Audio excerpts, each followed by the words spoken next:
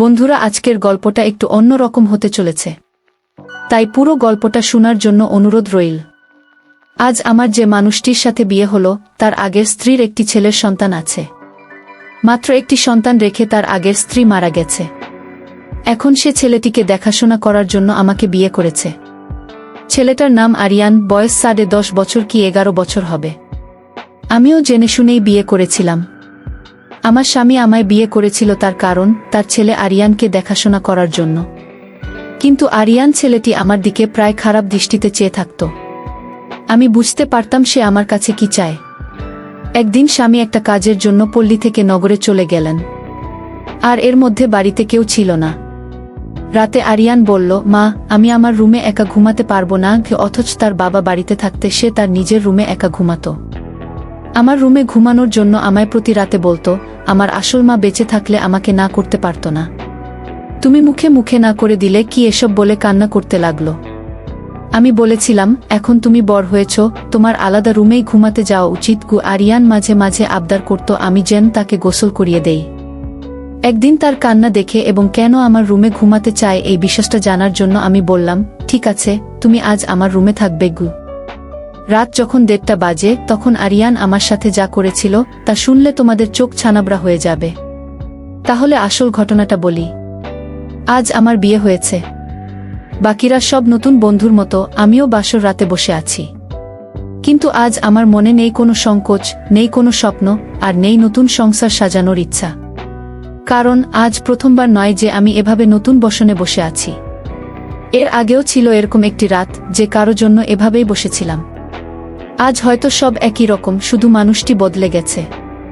হঠাৎ দরজা থেকে কারো আসার আওয়াজ শুনলাম। সে আর কেউ নয়, আমার নতুন স্বামী রবিন আহমেদ। আমি উঠে সালাম করলাম। রবিন আহমেদ বলল, সালাম করা লাগবে না, বরং আপনি বিছানায় শুয়ে পড়ুন, আমিও সোফায় শুয়ে পড়ি। কি রেহানা বলল, না না, আপনি বিছানায় ঘুমান, আমি সোফায় থাকতে পারবো। রবিন আহমেদ বলল, দেখুন, আমরা দুজনের কেউই এই বিয়ে মানি না। দুজনেরই আলাদা আলাদা কারণ আছে বিয়েটা করার। কিন্তু আমরা একজন অন্যজনকে সম্মানিত করি। আর আমি এরকম ব্যক্তি না যে আমি বিছানায় ঘুমাবো আর কোনো মেয়েকে এভাবে সোফায় কষ্ট করে ঘুমাতে দেব। আপনি আমার স্ত্রী, তাই আপনার খেয়াল রাখা আমার দায়িত্ব। আর আপনি যদি আমার এতটুকু সম্মান করেন তবে বিছানায় ঘুমিয়ে পড়ুন। আমিও মাথা নেড়ে সম্মতি দিলাম আর বিছানায় শুয়ে পড়লাম। বন্ধুরা, এবার শুনুন আমাদের বিয়েটা কিভাবে হলো। মিস্টার রবিন আহমেদ নগরের অনেক বড় একজন ব্যবসায়ী। আমাদের বিয়েটা পরিবারের সম্মতিতেই হয়েছে, বলতে গেলে পরিবারের জন্যই হয়েছে। অবশ্য আমাদেরও অসম্মতি ছিল না। আজ আমরা দুজনে এক পবিত্র বন্ধনে আবদ্ধ, কিন্তু এ বন্ধনে কোনো মনের জায়গা নেই। কারণ আমাদের দুজনের মনেই যে অন্য কারো নাম আগে থেকেই লেখা। মানে দুজনের মনেই অন্য কারো মায়ায় জড়িত, অন্য কারো কাছে আমাদের মন বন্ধক রয়েছে। ভাবতেই চোখ দিয়ে এক ফোঁটা জল বেরিয়ে গেল। বিয়েটা দুজন করেছি, কিন্তু এই বিয়েতে কোনো ভালোবাসা নেই, শুধু রয়েছে দায়িত্ব। বিয়েটা নিয়ে আমাদের বিয়ের আগেই চুক্তি হয়েছিল, উনি আমার দায়িত্ব নেবে আর আমি উনার পরিবারের আর উনার ছেলে আরিয়ান, উনি নিশার ছেলে। ও নিশা আপুর সাথে আপনাদের পরিচয় করিয়ে দিই। নিশা আপু রবিন আহমেদের প্রথম স্ত্রী, তিনি এখন আর এই পৃথিবীতে নেই। 2.5 বছর আগে ইহকাল থেকে প্রস্থান করেছে। বিয়ের আগে তার ছবি দেখে জানতে পারলাম সে আর আমি একই বিশ্ববিদ্যালয়ে ছিলাম। রবিন আহমেদও তার ও আমার সিনিয়র ছিল। রবিন আহমেদের সাথে কখনো দেখা না হলেও নিশা আপুর সাথে প্রায় দেখা হতো। শুধু দেখা বললে ভুল হবে, ঝগড়া হতো। বলে উনি আমাকে তেমন একটা দেখতে পারতেন না। এর কারণও আছে, আমি অনেক দুষ্ট প্রকৃতির ছিলাম আর উনার সব ট্যালেন্ট নাকি চুরি করেছিলাম, তা উনি শুধু ভাবতেন। অবশ্য আজও হয়তো থাকলে আমার সঙ্গে ঝগড়া করতেন, উনার স্বামীকে চুরি করেছি বলে অপবাদও দিতেন। কিন্তু উনার স্বামীর উপর তো আমার কোনো অধিকারই নেই, কারণ আমি উনাকে নিজের স্বামী মানতে পারিনি।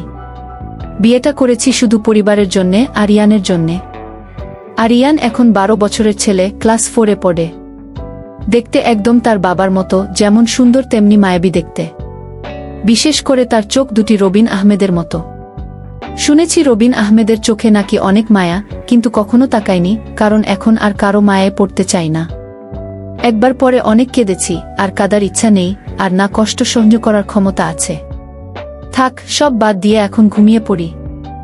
ঘুম থেকে উঠলাম সকালের আলো যখন চোখে এসে পড়ল।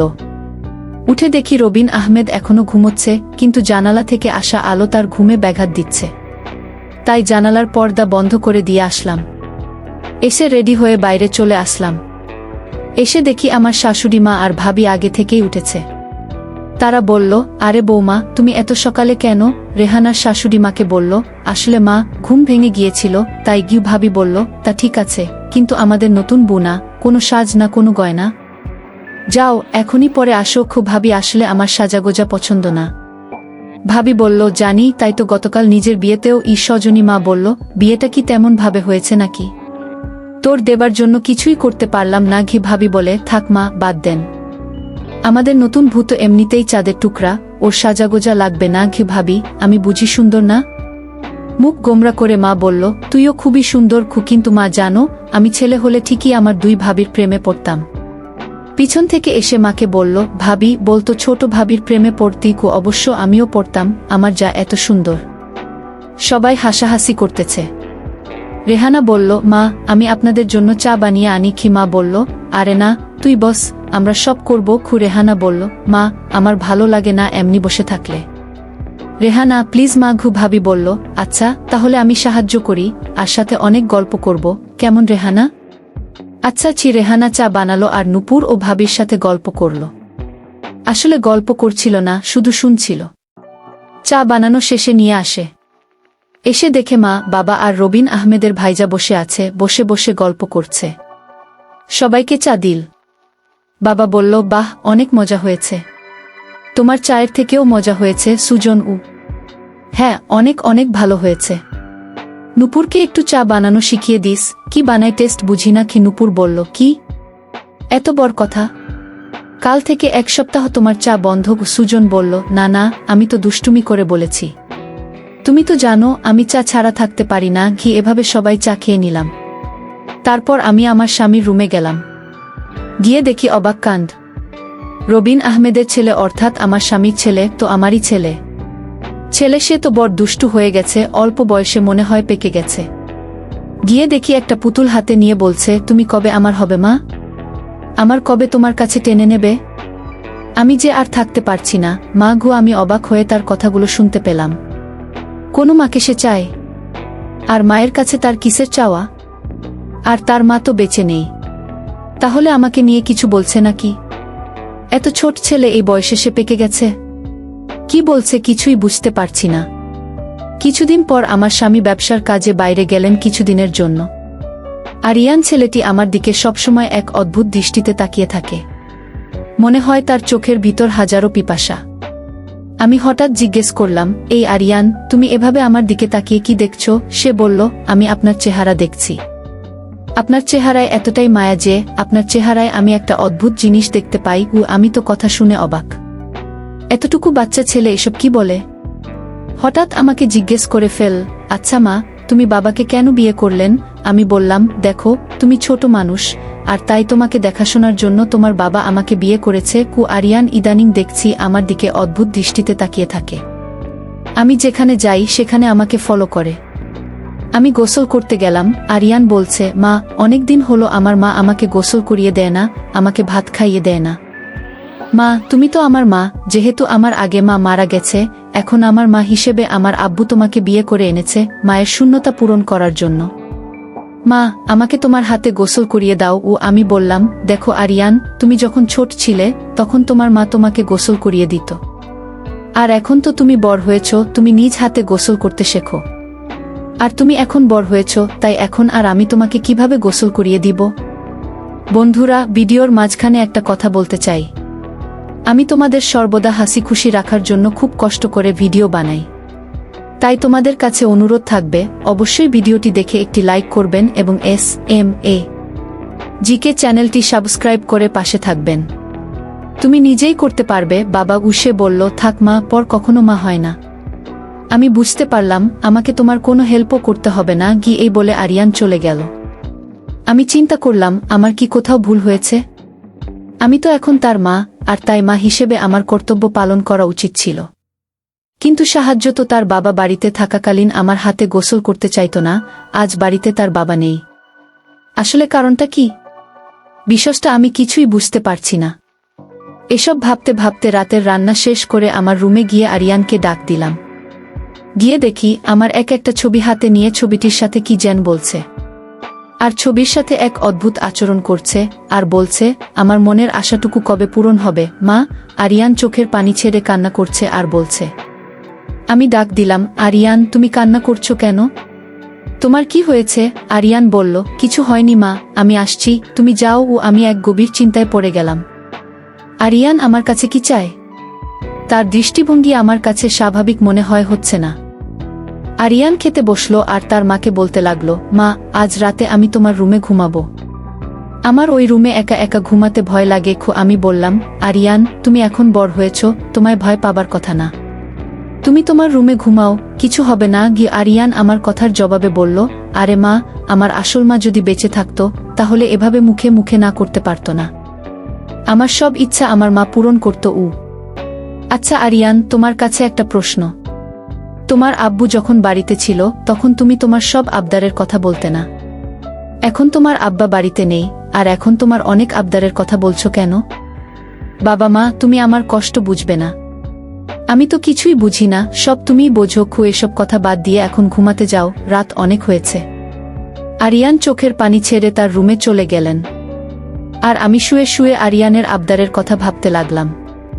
আমার রুমে ঘুমাতে চায়, তার নাকি নিজের রুমে থাকতে ভয় করে। আবার বলে তাকে গোসল করিয়ে দিতে।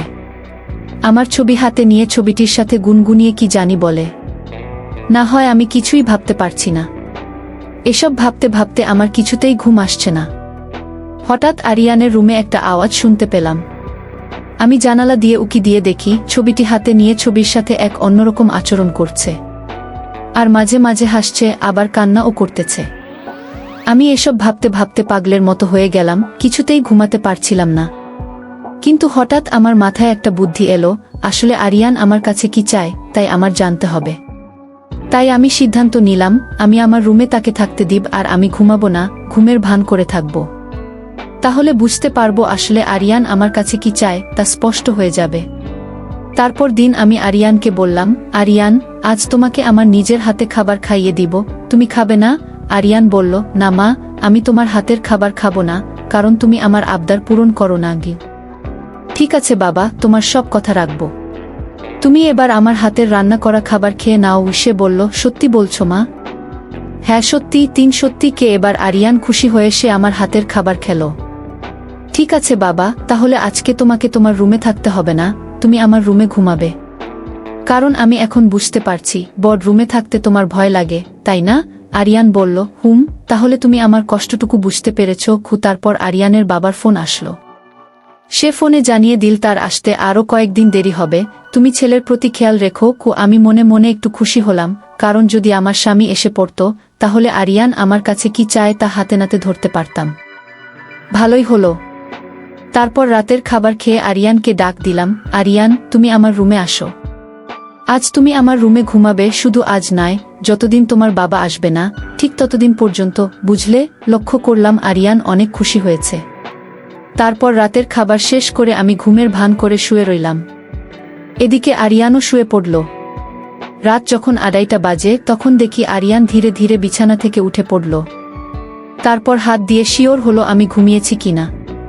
তারপর ধীরে ধীরে আমার কাপড়ের আঁচলটা বের করল, কারণ কাপড়ের আঁচলে আমার ঘরের সুটকেসের চাবি ছিল। আমি যেন আর টের না পাই, তাই সে ধীরে ধীরে চাবিটা আঁচল থেকে তার হাতে নিয়ে নিল। সুটকেসে তার মায়ের স্বর্ণগহনা ছিল, আর সুটকেসটা খুলে সকল স্বর্ণ অলংকার সে একটা শপিং ব্যাগে নিয়ে নিল। ব্যাগটি তার রুমে নিয়ে রেখে আসলো, তারপর আঁচলে চাবিটা বেঁধে রেখে দিল, তারপর ঘুমিয়ে পড়ল। আমি ঘুম থেকে জেগে উঠি, এটা কি করল? এতটুকু একটা ছেলের সাহস দেখে আমি অবাক হচ্ছি। সেসব স্বর্ণ অলংকার চুরি করল? আর এই বয়সে তার এত স্বর্ণ বা টাকা দরকার কেন? আমি তাকে কিছুই বলিনি। সকালে উঠে আরিয়ান বলল, মা তাড়াতাড়ি খাবার দাও, আজ একটু জলদি স্কুলে যেতে হবে। ঠিক আছে, আমি খাবার দিচ্ছি, নাও খেয়ে স্কুলে যাও। সে তাড়াহুড়া করে খাবার খেয়ে ব্যাগটি নিয়ে ঘর থেকে বের হতেই আমিও তার পিছু নিলাম। তারপর দেখলাম একটা স্বর্ণের দোকানে গিয়ে স্বর্ণগুলো বিক্রি করে দিল। তারপর এই টাকাগুলো নিয়ে কবরের চারপাশে বেড়া দেওয়ার জন্য কিছু সরঞ্জাম কিনল, আর সেই সরঞ্জাম নিয়ে গেল তার আসল মায়ের কবরের পাশে। আর মায়ের কবরের চারপাশে বেড়া দিয়ে কবরটাকে সুন্দর করে তুলল, যেন গরু ছাগল যেতে না পারে। আমি আরিয়ানের এই দৃশ্য দেখে অবাক হয়ে গেলাম। এতটুকু একটা ছেলে মায়ের প্রতি কি ভালোবাসাই না দেখালো, কিন্তু চুরি করে কেন করল? পরে আমি আরিয়ানকে বললাম, বাবা, আমি তোমার সব কার্যকলাপ দেখেছি, তুমি চুরি করলে কেন? সে বলল, মা, তুমি জানো এই সোনার গহনা আমার মায়ের টাকা দিয়ে কিনা। আমার বাবা আমার মাকে অনেক কষ্ট দিয়েছে, আর তাই আমি আমার মায়ের সম্পদ বিক্রি করে মাকে দিয়ে আসলাম। ভালো করিনি মা। আমি বললাম, আরিয়ান, তোমার মতো সন্তান যদি প্রতিটি ঘরে ঘরে থাকতো, তাহলে পৃথিবীটা অনেক সুন্দর হয়ে যেত। মায়ের প্রতি এমন ভালোবাসা দেখে আমি মুগ্ধ হলাম। বন্ধুরা, তোমাদের সবাইকে উদ্দেশ্য করে বলতে চাই, যাদের মা বেঁচে আছে তাদের খেয়াল রেখো, তাহলে দুনিয়া ও আখেরাতে শান্তি পাবে এবং সফল হবে।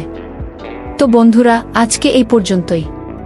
ভিডিওটি দেখার পর যদি তোমাদের ভালো লাগে, তাহলে অবশ্যই একটি লাইক করবেন এবং কমেন্ট করে তোমাদের মতামত জানাবেন। আর চ্যানেলটি সাবস্ক্রাইব করে সাথেই থাকবেন। ধন্যবাদ।